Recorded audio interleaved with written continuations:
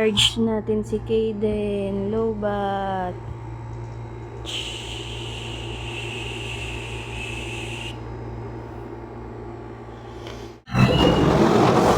Likod na. Ano? Tawag niyan yung...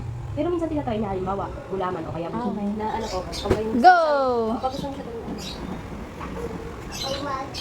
Be careful ah. Bilis mo ah.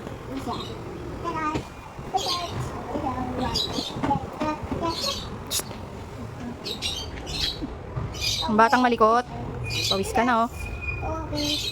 Be careful.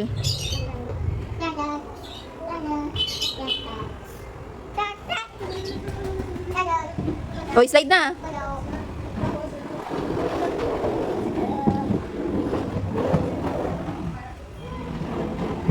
Hindi naman yung ganyan Kaden eh.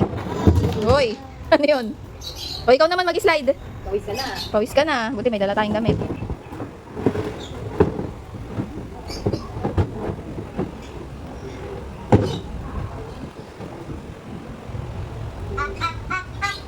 Ang galing mo, nagsisingin.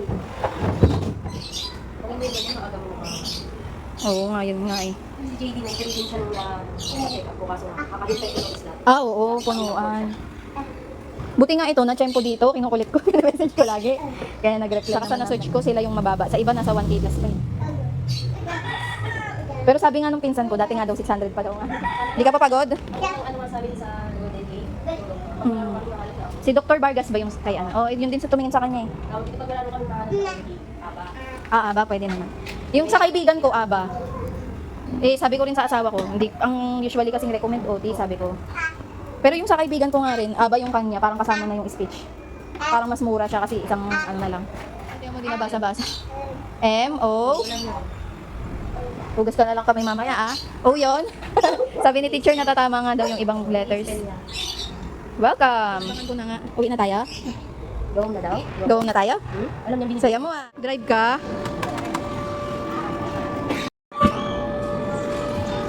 Smile!